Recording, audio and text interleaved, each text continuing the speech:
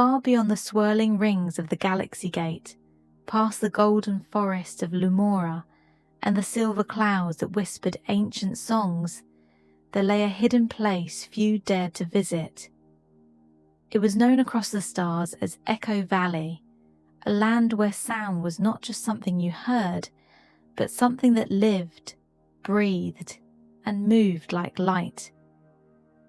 Every whisper that entered Echo Valley floated through the air as a glowing mist. Every laugh shimmered like a tiny star. Even a footstep created bright ripples that drifted upward like neon waves. It was beautiful, magical, and slightly mysterious. And tonight, Chédon was going there. Chédon lay in his star pod, drifting through the quiet dark like a small comet. Hercules, his brave little dog, was curled next to him, snoring softly. The sound of Hercules' tiny snores echoed faintly inside the pod, bouncing around like soft bubbles. Then suddenly, the communication crystal on Chédon's wrist lit up with a flash of white. A soft hum filled the air, followed by the familiar voice of Guardian Raya. Her voice was calm, but there was urgency beneath it. "Chédon," Raya said, "Echo Valley is in danger. A storm titan has awakened from its ancient sleep. If he unleashes his roar, the entire galaxy may lose its sound. Music, voices, laughter. Everything." Chédon sat straight up. "Lose sound?" he asked. "All of it?" Raya nodded. "Yes, we must stop him before that happens. You must enter Echo Valley, reach the Titan, and calm him before his roar becomes unstoppable." Hercules lifted his head, ears perked, as if he understood every word. Chédon placed a hand on his dog's back. "We'll go," he said bravely. "Show us the path." The star pod shifted directions, gliding through the galaxy until the landscape began to glow.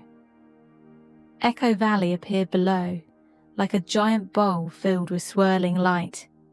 When the pod touched ground, Chédon stepped out, and instantly, boom, boom, boom. Every step he took echoed upward as giant rings of colourful sound. He watched in amazement as the echoes floated into the sky. "Wow," Chédon whispered. His whisper drifted into the air like silver smoke, curling playfully around Hercules' ears. Hercules barked in response, and his bark bounced back louder and brighter, as if the valley wanted to play. "This place is alive," Chédon said quietly. As they walked deeper into the valley, the air began to vibrate. A deep, heavy rumble trembled through the ground below them. It wasn't thunder, and it wasn't an earthquake. It was breathing. The Titan was close. At the heart of Echo Valley stood a massive figure made entirely of swirling storm clouds. Lightning pulsed within his chest, like a glowing heart. Winds wrapped around him, pulling the air in spirals. He stood taller than mountains. Chédon felt Hercules press against his leg, protective and alert. The Titan opened his mouth. "Ah, ah, ah, ah, ah, ah," but no sound came out, only a tremor. "He's trying to roar," Chédon whispered, "and when he finally does, it's going to be huge." Chédon stepped closer, his heart thumping but his courage steady. "Excuse me," he said loudly. "Storm Titan? Sir? Why are you upset?" The Titan's glowing eyes lowered. A tiny echo escaped him, like a lost child's whisper. "Lonely." Chédon blinked. "Lonely? Is that why you want to roar?" The Titan nodded, storm clouds shifting with sadness. Before Chédon could speak again, the winds around the Titans suddenly spun into fast spirals. Dust lifted off the ground. Loose echoes crashed into one another like confused birds. Hercules barked, but even his bark bounced wildly around them, repeating over and over. Chédon squinted against the swirling wind. The whole valley shook like it was holding its breath. Through the chaos, Guardian Rya's voice reached him. "Chédon, calm his heart before he loses control." Chédon took a slow breath and remembered something his dad always told him. When someone is overwhelmed, don't raise your voice. Stand steady. Speak with calm. He placed his hand on his chest and stepped forward. Hercules moved with him, staying close. "Titan," Chédon said softly, "you don't need to roar to be seen. You're not alone. I'm here. Hercules is here." The wind slowed. The spinning dust began to fall. The Titan's glowing eyes blinked with confusion, as if no one had ever spoken gently to him before.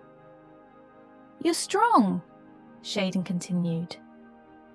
"But even strong beings get lonely. Everyone needs someone who listens." The clouds around the Titan loosened. His huge head lowered until his face was closer to Chédon. "Friend?" the Titan asked in a soft rumble. Chédon smiled. "Yes, I'll be your friend." Hercules barked once. This time the echo returned warm and calm instead of wild. The Titan's chest lightened. The glow inside him changed from sharp lightning to soft warmth. Slowly, he reached out his giant hand. The stormy surface swirled gently instead of violently. Chédon stepped forward and placed his small hand against the Titan's palm. The moment he did, the entire valley brightened. Echoes turned gold. Whispers shimmered like small stars. Even the air felt lighter. The Titan let out a slow breath. "Thank you," he said. Rya appeared beside Chédon, stepping out of a circle of white light. "You did well," she said. "You reminded a great storm that he wasn't forgotten." The Titan lowered his head respectfully toward Chédon and Hercules. A deep hum filled the air, but this time it was peaceful. Rya placed a hand on Chédon's shoulder. "Remember this. Strength isn't in the size of your roar. It's in the depth of your kindness." Chédon nodded. The Titan lifted one arm and created a large wave of gentle echo energy. It drifted upward slowly, glowing like a giant heart floating into the sky. Chédon and Hercules walked back toward the star pod. The valley light settled behind them, calm at last. Inside the pod, Chédon curled up with Hercules. The little dog rested his head on Chédon's chest, and together they watched the glowing echoes fade behind them as the pod lifted into the sky. Soon, the gentle hum of the engines blended with the soft rhythm of Hercules' breathing. Chédon felt sleep drift over him as stars passed quietly beyond the window. There would be more adventures, more mysteries, more places in the universe that needed him. But for now, Chédon closed his eyes, safe and calm, ready for the next journey when the stars called again.